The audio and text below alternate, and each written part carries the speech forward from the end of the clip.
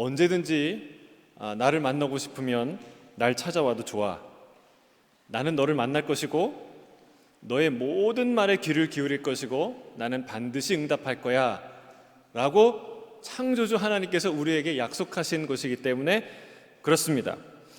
그럼 세상에 어떤 사장님이, 어떤 교수님이, 그리고 또 어떤 상담가나 어떤 목회자가, 심지어는 어떤 친구가 이렇게 우리를 만나줄 수 있고 우리의 인생의 문제에 관심을 기울일 수가 있을까요? 우리의 소리에 답할 수 있을까요? 없습니다. 우리는 기도를 통해 하나님을 만나고 그 앞에서 내 짐을 내려놓고 하나님의 응답과 하나님의 위로와 자유와 능력을 경험하게 되는 줄로 믿습니다. 한국 교회는 기도하는 교회로 유명했어요. 제가 어떻게 알았냐면 우리 한국 교회 기도 뜨겁다 이런 것은 알았지만 해외의 전도 집회 또는 해외의 목회자 세미나를 준비하고 또 진행하는 과정에서 일본 목사님들, 대만 목사님들, 또 중국에 있는 목회자들을 만날 기회가 있었는데 이분들이 한결같이 한국 교회에 대해서 말하기를 한국 교회의 기도를 배우고 싶습니다. 나는 한국 교회의 기도를 배우고 싶어서 한국에 갈 것입니다. 다녀왔습니다. 한국에서 뭐가 좋았습니까? 그러니까 맨날 얘기하는 게 오살리 기도원 갔다 왔습니다. 어느 기도원 갔다 왔습니다. 이런 얘기를 하시더라고요. 그렇습니다. 우리가 신앙생활을 하고 교회 생활을 했을 때 교회마다 새벽기도, 철야기도, 금식기도, 산기도 이런 기도 모임이 아주 많았습니다. 부흥회는 기도의 소리로 뜨거웠습니다. 대한민국은 곳곳에 기도원이 세워졌습니다. 그냥 세워진 게 아니에요. 기도의 열기가 얼마나 뜨거웠으면 산마다, 유명한 장소마다, 여러분 제가 보기엔 절보다 더 많은 것 같아요. 기도원이. 그런 기도원이 곳곳에 세워졌어요. 교회 학교에서 수련회 간다, MT 간다, 무슨 철야 어디 모임 간다 그러면 1순위로 항상 기도원이야. 항상 기도원. 직장인들도 출근 전에 교회에 들려서 무릎 꿇고 기도하고 가고, 그리고 퇴근할 때 교회에 들려서 기도하고 집에 가고, 그리고 밤늦게, 저는 이제 단칸방에서 살았으니까 공부방이 없으니까 맨날 교회 지하실 가고 친구들하고 공부했어요. 그냥 책만 놓고 놀았죠. 근데 항상 볼 수 있는 게 뭐냐면 마루로 되어 있는 1층 기도실에 밤늦게까지 누군가 눈물 흘리며 기도하는 권사님의 기도 소리를 늘 들을 수가 있었어요. 기도하지 않으면 안 되는 어려운 상황이었지만 우리가 다 가난하고 곤고하다고 다 기도하는 거 아닙니다. 한국 교회는 분명히 풍성한 기도의 유산이 있었습니다. 시대가 바뀌고 또 우리 사는 자리가 바뀌어서 그런지 우리의 기도가 예전 같지 않다는 생각을 합니다.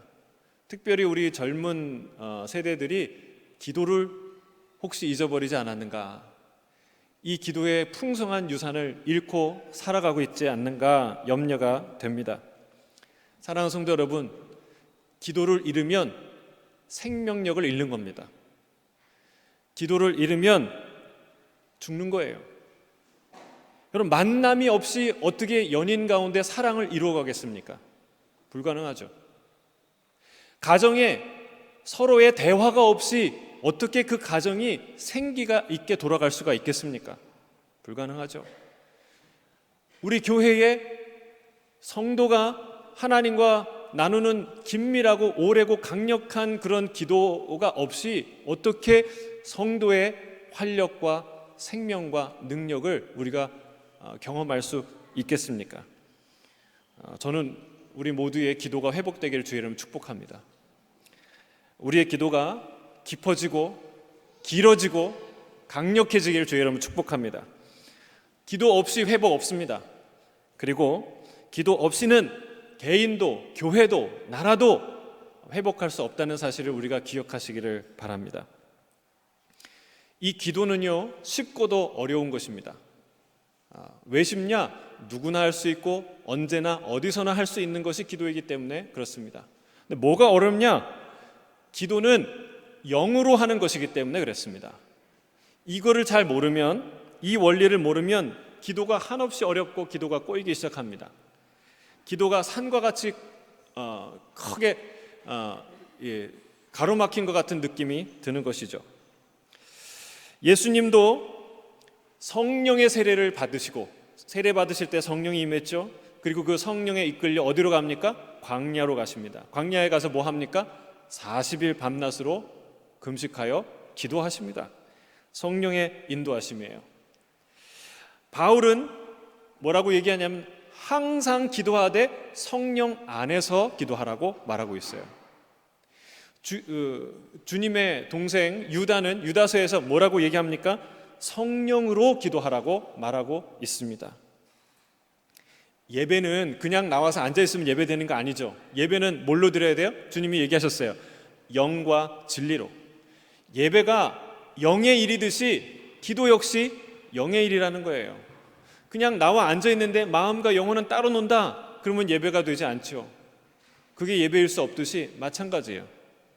우리가 앉아서 무릎 꿇고 말은 하는데 우리의 영이 열리지 않고 우리의 영으로 드리지 않고 성령의 인도함을 받아서 하지 않는 기도는 육의 기도, 어려운 기도, 하늘에 상달되지 않는 그런 기도가 된다는 사실입니다. 기도는 영의 일입니다. 영으로 기도해야 하고 성령 안에서 기도해야 하고 성령으로 기도해야 될 줄로 믿습니다. 우리의 기도가 정말 하늘을 향해 불타오르는 꺼지지 않는 불길 같은 기도가 되기를 주의 이름 축복합니다. 그렇게 되기 위해서 어떻게 해야 되는가? 성령의 불, 기도의 영을 받으셔야 돼요. 오늘 세 가지를 우리가 살펴볼 거예요. 그런 내 기도가 하늘을 향해 불타오르는 불길같이 솟아오르기 위해서 첫 번째, 우리의 연약함과 우리의 이 무지를 위해서 날마다 탄식하면서 우리를 위해 중보하시는 성령님이 계시다는 것을 알아야 돼요. 그게 첫 번째예요. 두 번째는 보혜사, 우리를 도우시고 우리의 기도를 도우시고 우리의 삶을 도우시는 그 성령님을 구해야 돼요. 간절히 그 성령님의 도우심을 구해야 돼요. 세 번째는 우리를 이끄시고 인도하시는 성령님, 그 성령님을 의지해야 돼요. 그래야 우리의 기도는 꺼지지 않는 불길처럼 하늘을 향해 타오를 줄로 믿습니다. 오늘 본문 26절, 27절 다시 한번 읽도록 하겠습니다. 26절이에요. 시작. 이와 같이 성령도 우리 연약함을 도우시나니 우리는 마땅히 기도할 바를 알지 못하나 오직 성령이 말할 수 없는 탄식으로 우리를 위하여 친히 간구하시느니라. 마음을 살피시는 이가 성령의 생각을 아시나니 이는 성령의 하나님 뜻대로 성도를 위하여 간구하심이니라. 성령님께서 우리 또 성도를 위하여 친히 간구하신다라는 말을 두 번이나 표현하고 있어요. 너무나 위로가 되고 너무나 안심이 되는 말씀이에요. 누가 우리를 위해서 기도한다고요? 성령님이 친히 기도하신다라고 말하고 있습니다. 이보다 더 든든한 말씀이 없어요. 아주 이 말을 꼭 기억하시길 바랍니다. 그래야 우리의 기도가요 열려요. 더욱이 우리의 적나라한 모습을 얘기합니다. 뭐라고 얘기합니까? 우리가 연약하다라고 얘기해요. 우리의 연약함을 도우신다.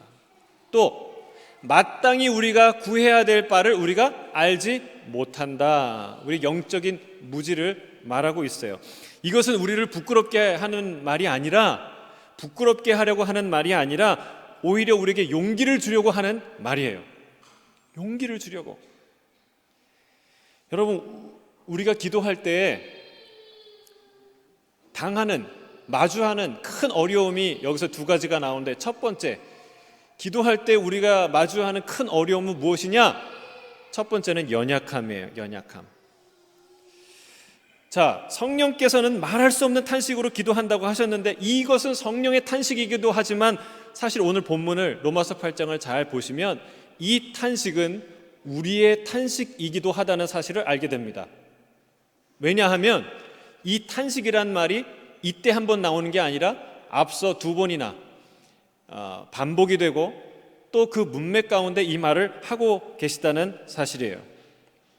그래서 이 탄식이라는 말이 18절에는 현재의 고난이라는 말과 연결되고 20절에 허무한데 굴복되는 것이라는 말과 연결되고 21절에는 썩어짐의 종노릇, 22절에는 고통, 그리고 26절에 연약함, 이런 말과 다 연결되는 말이라는 사실이에요.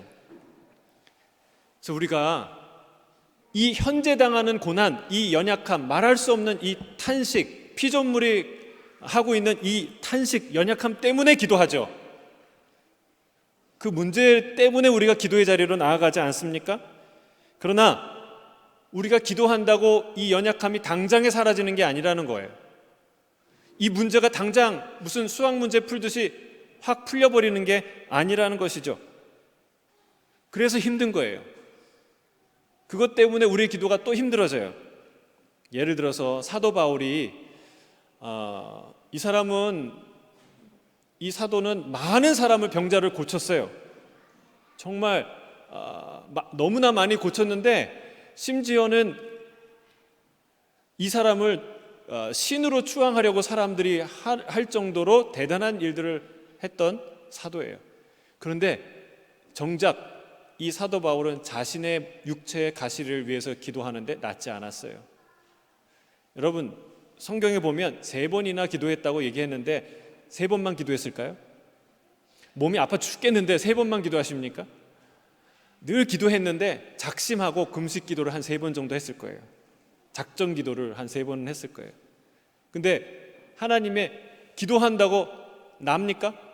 기도한다고 그 증세가 없어지기 시작합니까? 그러지 않았다는 거예요. 그 질병이, 그 육체의 가시가 그대로 있기 때문에 문제였던 거예요. 심지어는 주님께서 그 병을 안 고쳐주세요. 내 은혜가 내게 족하다 말씀하세요. 사랑하는 성도 여러분, 기도하지만 여전히 처리되지 않고 직면해야 하는 우리의 연약함, 그것을 우리는 마주합니다. 그것이 우리 기도의 위기예요. 큰 장애죠. 그것을 볼 때마다 기도해야 되겠다고 생각하지만 동시에 그것을 볼 때마다 기도해서 뭐하나? 이거 공연불 아닌가? 라는 생각이 들 때가 있다는 사실입니다. 성령께서는 바로 그 우리가 다룰 수 없고 해결할 수 없는 연약함을 위해서, 그 연약함을 가지고 어쩔 줄 모르는 우리를 위해서 기도하신다는 거예요. 할렐루야. 그 연약함을 돕기 위해서 주님께서 기도하신다. 말할 수 없는 탄식으로 기도하신다라는 것을 성경이 말하고 있어요. 두 번째, 우리가 기도할 때 마주하는 큰 어려움은 무엇인가? 영적 무지예요. 영적 무지. 여기 성경은 뭐라고 얘기합니까? 마땅히 구해야 할 바를 알지 못한다. 이게 우리의 모습이라는 거예요. 여러분, 기도에서는 어떤 말도 할 수 있어요. 그러나 아무 말이라고 하는 것은 아닙니다. 뭐 누구에게나 그렇게 해야 되지만 더욱이 하나님께 그렇게 해서는 안 되죠. 우리가 어떤 말도 할 수 있지만 아무 말이나 해서는 안 돼요. 야고보 사도는 이렇게 얘기합니다. 너희가 얻지 못하는 것은 구하지 못하며 구해도 받지 못한 것은 육신의 정욕으로 쓰려고 잘못 구함이라 라고 말하고 있습니다. 사도 요한은 뭐라고 얘기하냐면 요한일서 5장 14절에 그를 향하여 우리가 가진 바 담대한 것은 이것이니 그의 뜻대로 무엇을 구하면 들으심이라. 주께서 말씀하셨어요. 너희가 내 안에 거하고 내 말이 너희 안에 거하면 무엇이든지 원하는 대로 구하라. 그리하면 이룰 것이다 말씀하셨습니다. 여러분, 여기서 포인트가 뭔가요? 주의 말씀대로, 하나님의 뜻대로 간구해야 된다는 거예요. 아무 기도나 한다고 하나님이 다 들어주시고 그게 하나님께 상달되는 기도고 그렇지 않다는 거예요. 우리가 기도할 때는 우리가 만나서 아무 얘기는 하지 않지 않습니까? 그렇죠? 예, 함께 나눌 얘기, 들을 수 있는 얘기를 하지 않습니까? 우리가 하나님께 기도할 때는 정확하게 하나님의 뜻이 무엇인가 알고 기도해야 돼요. 근데 그걸 모른다는 거예요. 그래서 우리의 기도가 중구난방이고, 그래서 우리의 기도가 힘들고, 그래서 우리의 기도가 막힌다는 거예요. 하나님의 뜻이 어딘지 명확하게 모릅니다. 하나님의 뜻대로 구하면 반드시 응답하겠다고 주님께서 말씀하셨는데, 문제는 우리가 하나님의 뜻을 정확하게 알지 못한다, 분별하지 못한다는 사실이에요. 내가 아픈 이 병을 낫게 해달라고 기도해야 되는지, 아니면 잘 견디게 해달라고 기도해야 되는지, 아니면 둘 다 기도해야 되는지. 박해가 극심한 이 선교지에서 하나님, 박해가 없는 더 안전한 곳으로 나를 옮겨주십시오 라고 기도를 해야 되는지, 아니면 이 박해를 끝까지 견디고 순교의 각오로 여기를 지켜야 되는지 하나님 알 수 없습니다. 여러분, 정말 이건 치열한 고민이에요.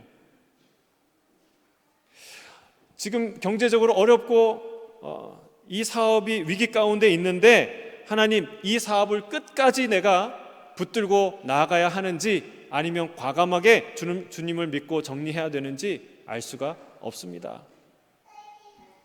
그런 문제가 우리 인생의 한두 가지가 아니죠. 한두 가지가 아닙니다. 그것뿐만이 아니라 우리는 우리 자신을 모릅니다. 어떨 때는 내가 건강한 것 같고, 어떨 때는 내가 한없이 약한 것 같아요. 어떨 때는 내가 누구보다 지혜로운 것 같은데, 어떨 때는 아무것도 모르는 사람 같아요. 어떨 때는 내가 확신을 갖고 있는데, 어떨 때는 아무것도 확신할 수가 없어요. 그럼 내 안에 있는 죄도 모릅니다. 내 안에 있는 무슨 죄가 숨어 있는지, 그 죄가 얼마나 심각하고 위험한 것인지 조차 알지 못합니다. 뿐만 아니라 나를 향해 다가오는 이 원수가 누가 원수인지, 원수의 정체가 무엇인지 알 수가 없어요. 우리가 지금 예레미야 묵상을 하는데 느다냐의 아들 이스마엘을 보지 않습니까? 그가 웃는 얼굴로 오지만 어떤 사람이었어요? 살인자. 아주 끔찍하게 그 미스바에 있는 모든 사람을 죽이고 지나가는 순례객 80명까지 유인해서 죽이는 끔찍한 살해자예요. 그런데 총독이라고 임명된 그다랴가 그 사람을 첩보를 들었음에도 불구하고 그 사람을 분별을 못 해내죠. 여러분, 이런 무분별함, 무지함이 우리 안에 있다는 거예요. 하나님, 누가 내 편인지, 내 친구인지, 나와 함께한 동역자인지, 누가 나를 대적하는 사람이고 하나님 대적하는 사람인지조차 분별할 수 없는 영적 무지 가운데 있는 것이 우리다라는 것을 우리가 고백합니다.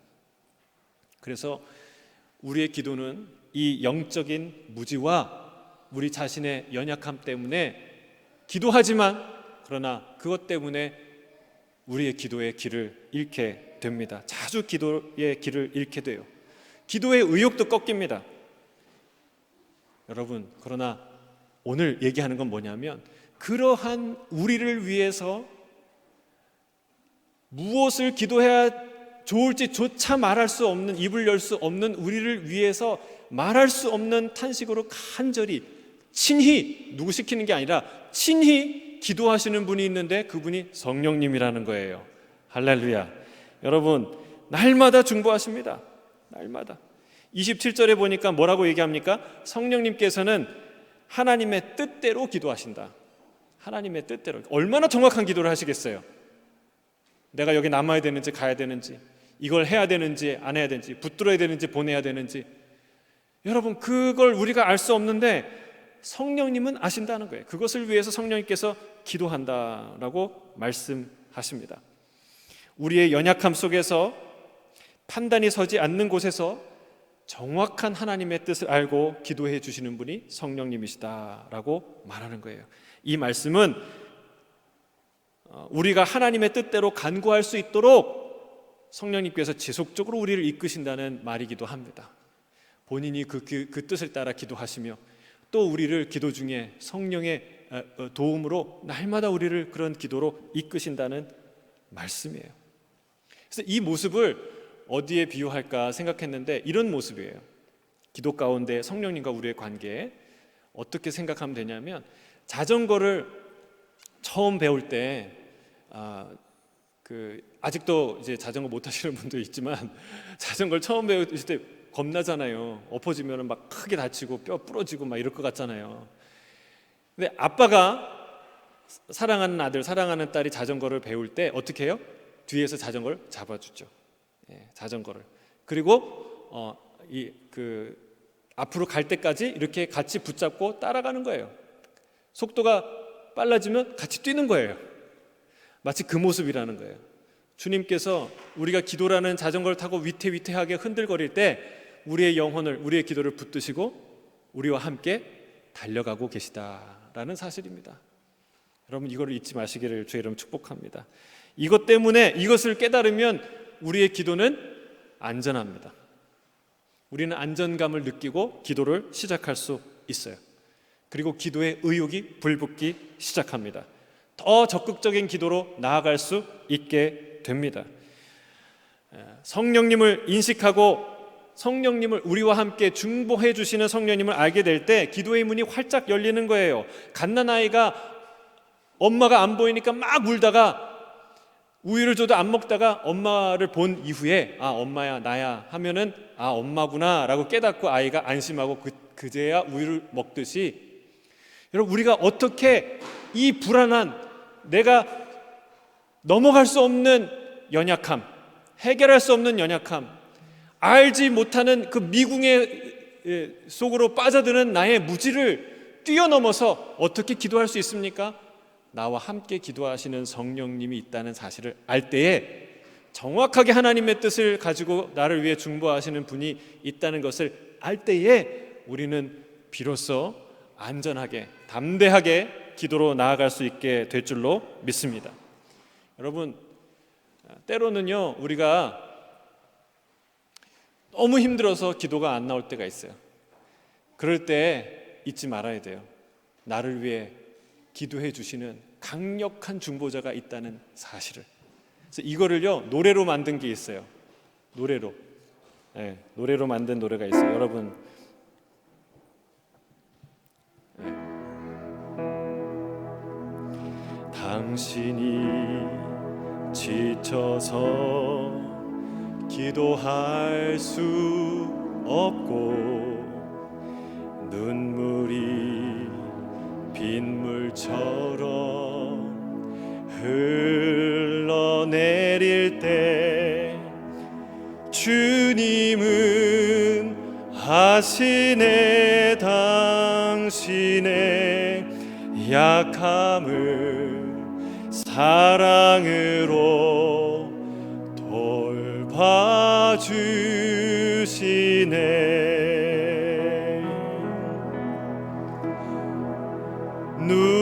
누군가 널 위하여, 누군가 기도하네.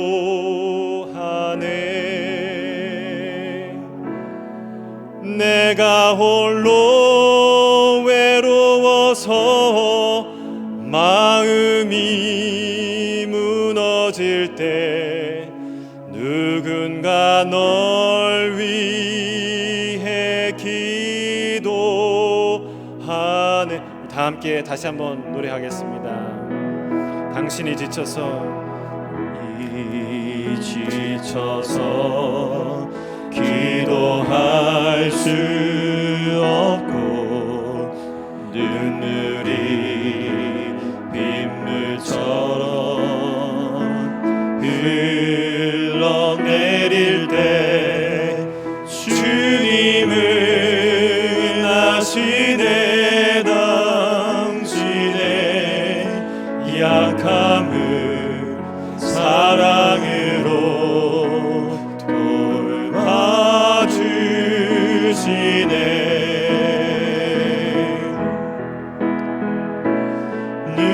누군가 널 위하여,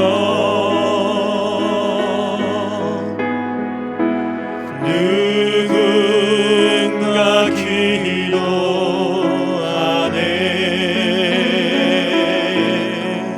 내가 홀로 외로워서 마음이 무너질 때 누군가 널 위해 기도하네. 여러분, 잊지 마세요. 절대로 잊지 마세요. 이걸 잊으니까 기도할 용기가 안 나는 거예요. 눈물이 내 앞을 가리고 아무도 내 사정을 알지 못하고 이 아픔을 누구도 공유할 수 없다고 생각할 때에 하나님은 아세요.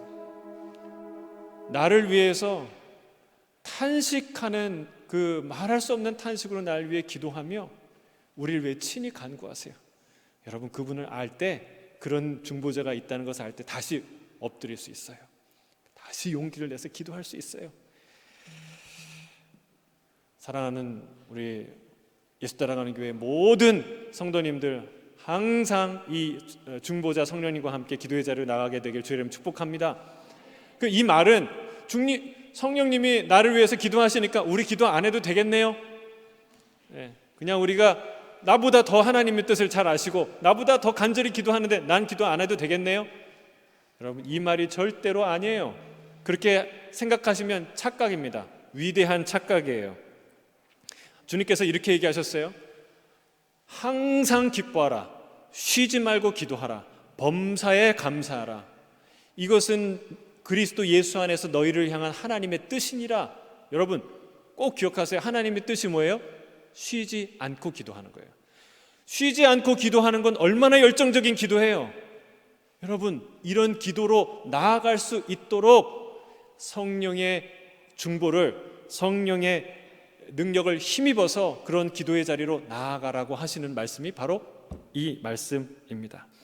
우리의 기도에 있는 어려움, 연약함, 영적 무지, 여러분, 그러나 그것을 위해서 날마다 중보하시는 성령님, 그분을 꼭 기억하시길 바랍니다. 그래서 안전한 것이고, 그분을 바라보고 그분을 의지하여 더욱 담대하게 기도의 자리로 나아가는 저와 여러분 되길 주의 이름으로 축복합니다. 아멘. 자, 두 번째 나눌 얘기는요, 도우시는 성령님, 그 성령님을 간구하라는 거예요. 구하라는 거예요. 끊임없이 강력하게 간절하게 구하라는 것이죠. 우리 본문 26절에 뭐라고 나와 있냐면, 성령은 26절이죠. 성령은 우리의 연약함을 도우신다라고 말하고 있어요. 성령님은 누구냐? 성령님은 도우시는 분이에요. 따라하겠습니다. 성령님은 우리를 도우시는 분입니다. 이걸 잊지 마세요. 성령, 그러니까 보혜사라는 이름, 파라클레토스라는 이름 자체가 도우시는 분이라는 뜻이에요. 이 파라클레토스라는 것은 원래 법정 변호인, 법정 대리인, 이런 사람을 말하고 있어요. 나를 변호하는 사람이에요. 법정에 쓰는 것처럼 위험하고 불리한 자리가 어디 있어요? 바로 그러한 순간에 나를 변호하고 나를 보호해 주시는 분이 성령님이라는 사실을 말하고 있습니다. 성령님은요, 우리의 안내자요, 우리의 보호자요, 우리의 교사요, 그리고 생명과 능력의 원천인 줄로 믿습니다. 특별히 성령님은 우리의 기도를 도우세요. 우리의 기도를 도와주세요. 그래서 사도 바울은요, 성령 안에서 항상 기도라 하라고 말하고 있어요. 에베소서 6장 18절이에요. 함께 읽겠습니다. 에베소서 6장 18절 시작. 모든 기도와 간구를 하되 항상 성령 안에서 기도하고 이를 위하여 깨어 구하기를 항상 힘쓰며 여러 성도를 위하여 구하라. 그렇죠? 항상 성령 안에서 기도하라. 그리고 주의 형제 유다는 성령으로 기도하라고 말하고 있어요. 유다서 20절이에요. 거기는 장이 하나밖에 없죠. 20절 함께 읽겠습니다. 시작. 사랑하는 자들아, 너희는 너희의 지극히 거룩한 믿음 위에 자신을 세우며 성령으로 기도하며 성령으로 기도하며. 자, 성령께서 우리를 위해서 중보하니까 너희는 아무것도 할 필요 없어 라고 생각한다면 이런 말을 안 하겠죠. 이런 말이 필요 없겠죠.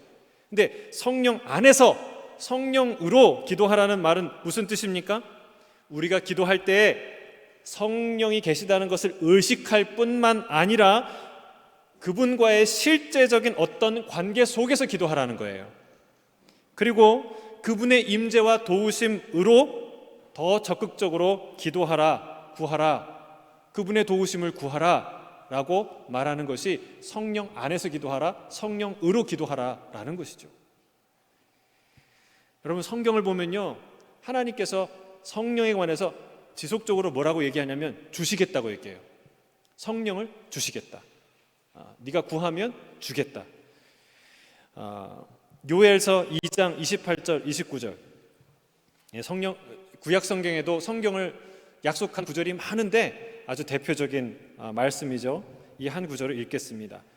요엘서 2장 28절 29절입니다. 함께 읽겠습니다. 시작. 그 후에 내가 내 영을 만민에게 부어주리니 너희 자녀들이 장래일을 말할 것이며 너희 늙은이는 꿈을 꾸며 너희 젊은이는 이상을 볼 것이며 그때에 내가 또 내 영을 남종과 여종에게 부어줄 것이며. 아멘. 할렐루야. 이런 일이 반드시 일어날 줄로 믿습니다.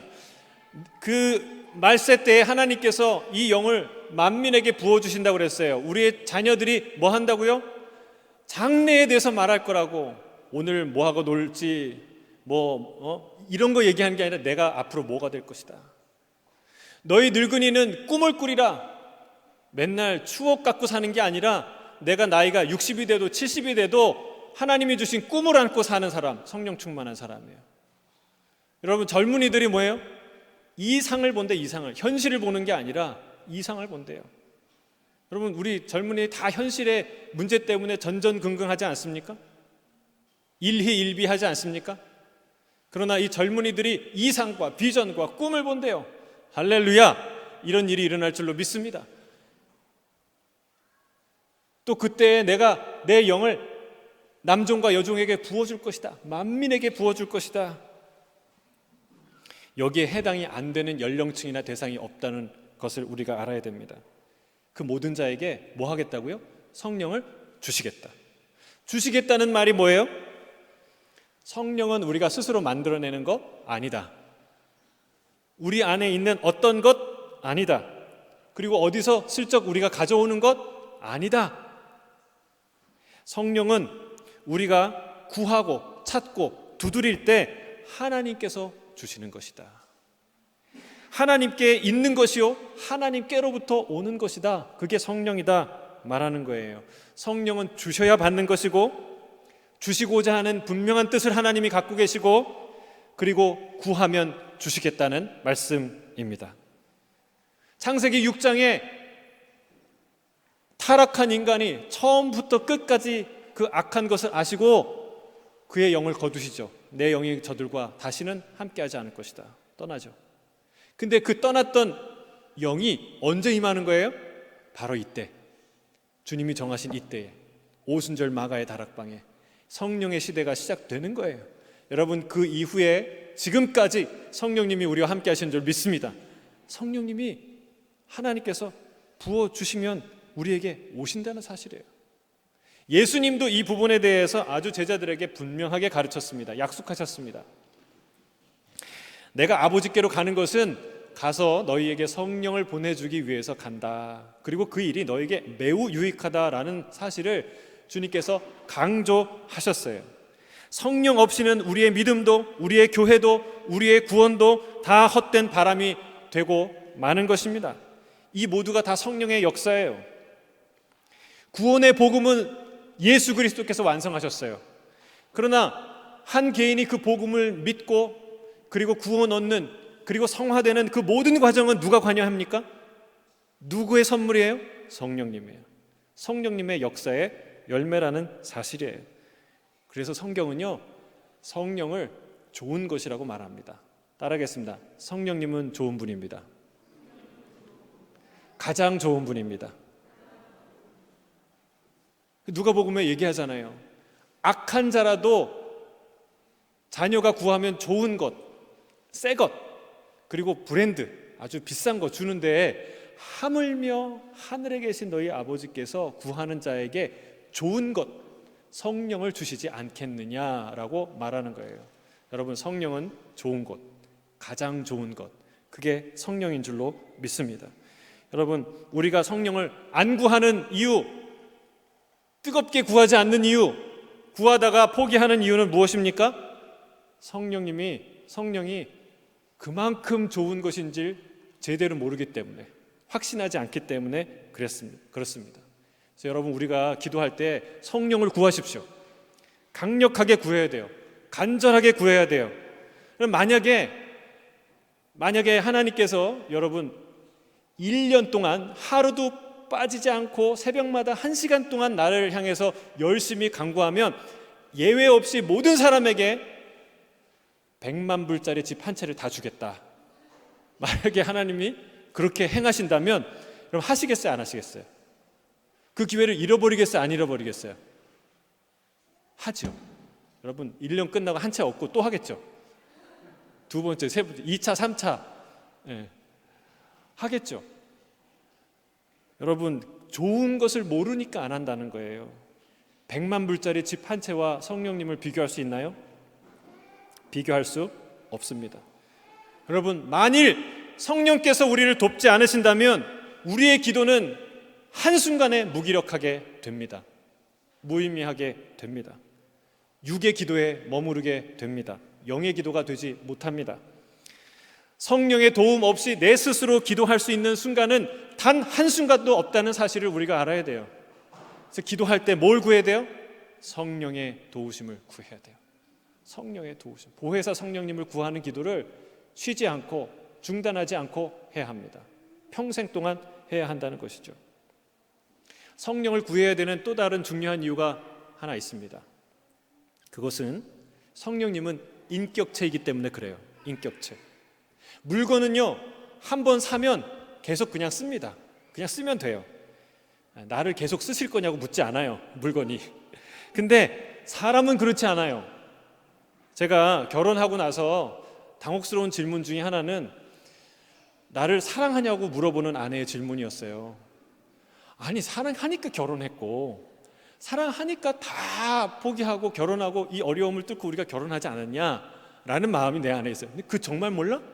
정말 몰라? 이런 마음이 속에 있었어요. 근데 철이 들고 나서야 깨달았게 된 거예요. 여러분, 사람은요, 물건은 10년, 20년 돼도 그냥 쓰면 돼요. 근데 사람은 10년 전에 결혼했다고 20년 전에 결혼했다고 그냥 무조건 사는 게 아니에요. 10년 전에 결혼했지만 오늘 내가 사랑하기 때문에 사는 거예요. 오늘 내가 당신이 나의 아내이길 원하고 나의 남편이길 원하기 때문에 사는 것이 그게 인격체예요. 물건은 그렇지 않아요. 근데 성령을 우리가 물건으로 물질로 생각하면, 어떤 능력으로 생각하면 이렇게 될 수 있어요. 하나님의 능력을 받으면 나 성령 능력 받았어. 착각이라는 거예요. 성령은요, 날마다 구해야 되는 인격체세요. 인격체예요. 그래서 오늘의 고백, 오늘의 만남, 오늘의 간구로 성령님을 만나야 한다는 사실이에요. 그분을 구하는 것은 성령님을 사랑한다는 거예요. 여러분, 성령님과 사랑에 빠지시길 주의 이름 축복합니다. 성령님은 삼위일체 하나님이에요. 그분의 따뜻함, 그분의 인자함, 여러분 그걸 느끼시길 바랍니다. 성령님은 우리랑 그렇게 지내길 원하세요. 또 하나, 성령님을 계속 간구해야 되는 아주 중요한 이유가 또 하나 있어요. 뭐냐면 그것은 성령의 은혜는 깊고 넓고 높기 때문에 그렇습니다. 그래서 끝없이 간구해야 돼요. 여러분, 우리가 예수 그리스도를 믿을 때 성령을 받은 것이다 라고 말하고 그냥 거기서 퉁치고 성령의 역할을 제한하면 안 돼요. 누구도 그리스도가 아니면 성령이 아니면 그리스도를 주라고 말할 수 없다. 이 말 한마디로 성령을 제한하는 사람은 어리석은 사람이에요. 그렇게 생각하면요, 가장 이해하기가 어려운 사람 중에 하나가 베드로예요. 베드로는 적어도 3번 성령을 받습니다. 언제 받아요? 예수님이 너희는 나를 누구라고 하느냐 할 때 주는 그리스도시요 살아계신 하나님의 아들입니다 라고 고백했어요. 예수님이 기뻐하셨어요. 그리고 한마디 하셨죠. 이것은 네가 스스로 깨달은 게 아니라 아버지께서, 하나님의 영이 너를 깨닫게 한 거다. 그렇죠? 성령이 아니고선 우리를 그리스도를 주라고 고백 못하죠. 근데 예수님이 부활하고 나서 베드로와 함께 있는 일행들 가운데 그 공간에 들어오셔서 뭐라고 얘기하십니까?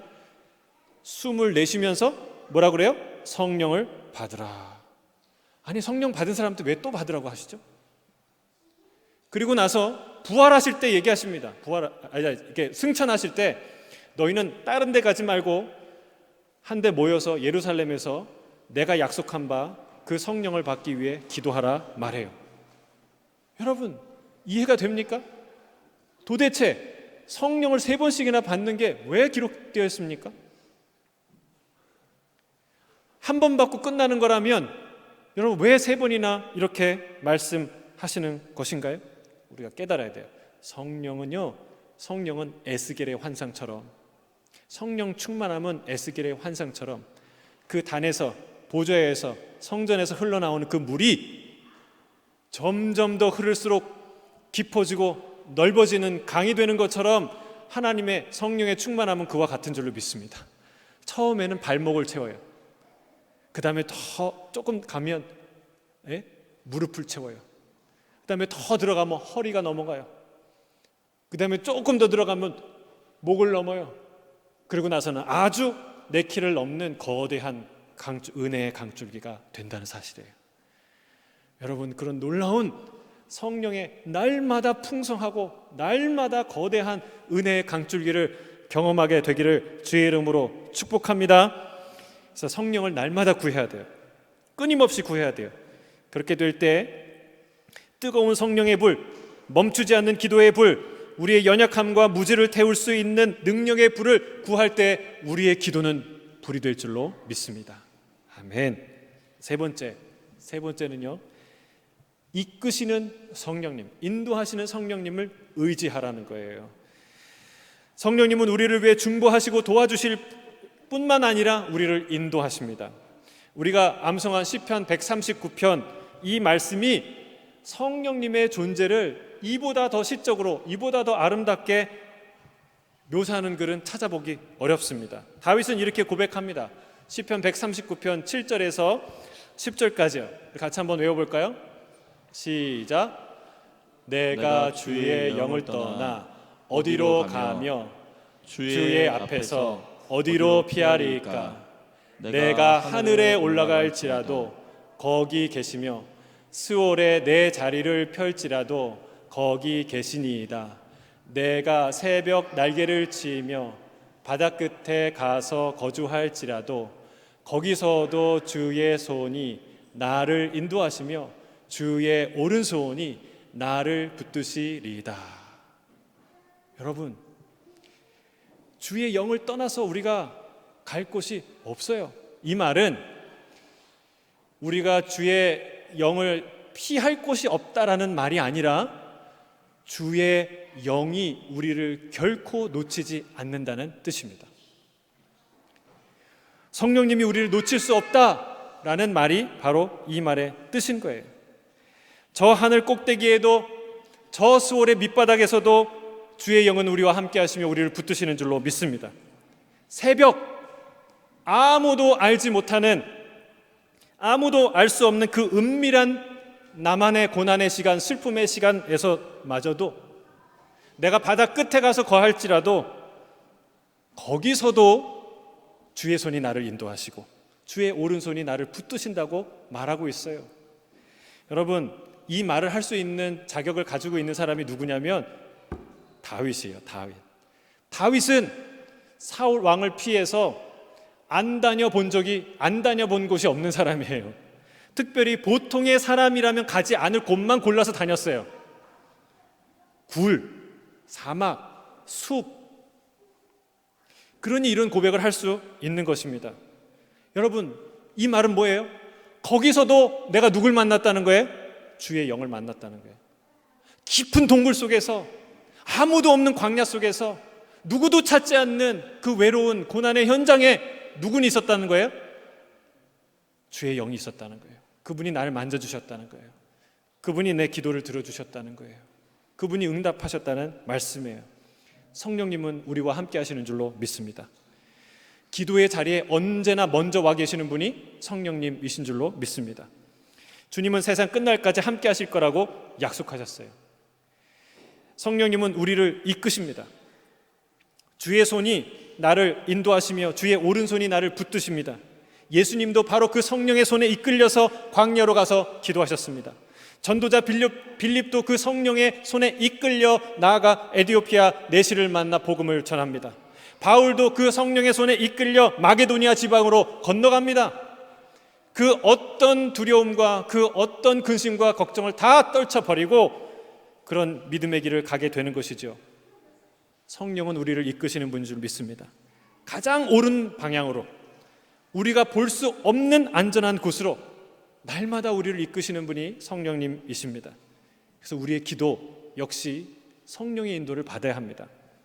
나의 기도를 인도해 달라고 부탁하고 의지해야 합니다. 내가 아는 지식, 내가 아는 경험, 그리고 내가 할 수 있는 바대로 나를 의지하고 하는 기도가 아니라 하나님, 내 기도를 붙들어 주시고 인도해 주십시오. 하나님, 깊은 것까지 내가 기도할 수 있도록, 알 수 있도록 주여 인도하여 주옵소서. 성령을 의지한다는 건 무엇입니까? 그분의 말씀에 순종한다는 거예요. 그분이 인도하시는 대로 따라간다는 것입니다. 그분이 인도하시는 대로 따라가는 거예요. 근데 이거는 주의하셔야 돼요. 무아지경에 빠지는 것, 엑스타시에 빠지거나 그 황홀경에 빠지는 것 아닙니다. 물론 기도는 황홀해요. 하나님의 은혜는 황홀해요. 그러나 성령님은 매우 인격적이신 분이라는 사실이에요. 그래서 우리를 끌고 다니지 않습니다. 이리저리 끌고 다니지 않아요. 이거를 잘 기억하셔야 돼요. 나를 끌고 왔다 갔다 여기저기 하지 않습니다. 데이트를 한번 생각해 보시면 돼요. 이게 왜 중요하냐면 사탄은 우리를 끌고 다니기 때문에 그래요. 어떤 감정이나 어떤 생각에 사로잡혀서요, 기도하는데도, 어떤 생각을 하는데도 계속 우리를 여기저기로 끌고 다녀요. 안 놔줘요. 그런 방식으로 기도하는 게 아닙니다. 무당이 신 받듯이 그렇게 기도하는 거 아니에요. 성령님은 인격적인 분이에요. 데이트하는 걸 잘 생각해 보세요. 일방적으로 끌려다니는 데이트 없어요. 일방적으로 끌려다니지 않습니다. 일방적으로 끌려다니는 건 포로나 인질이 끌려다니는 거예요. 데이트할 때는 함께 다니죠. 상대방이 미리 계획하고 예약할 수도 있고, 그리고 다음 코스를 안내하기도 합니다. 준비된 이벤트를 하기도 합니다. 그의 손을 붙잡고 이끌기도 합니다. 그러나 그 모든 순간 끌려다니는 게 아니라 내가 그와 함께 하는 거예요. 그와 함께 그 길을 걷는 것이고 그 시간을 보내는 것이죠. 성령님은 이렇게 우리와 기도의 시간을 갖기 원하세요. 이렇게 하나님이 여러분을 인도하길 원하세요. 그런 영적 데이트, 그런 행복한 만남을 주님은 꿈꾸시고 인도하시는 줄로 믿습니다. 할렐루야. 오늘 말씀을 마무리합니다. 첫째, 우리의 기도가 불타오르는 기도의 불길이 되기 위해서는 첫 번째, 우리의 연약함과 무지를 위해서 말할 수 없는 탄식으로 기도하시는 중보자 성령님을 인식하시고 깨닫기를 바랍니다. 두 번째, 우리를 도우시는 성령님, 그분을 간절히 구하시기를 바랍니다. 그리고 세 번째, 우리를 이끄시는 성령님, 그분을 날마다 의지하고 순종하며 설레는 마음으로 그분을 따라 나서는 그것이 우리의 기도예요. 그럴 때 우리의 기도는 하늘을 향해 꺼지지 않는 뜨거운 불길로 타오르게 될 줄로 믿습니다. 함께 기도하겠습니다.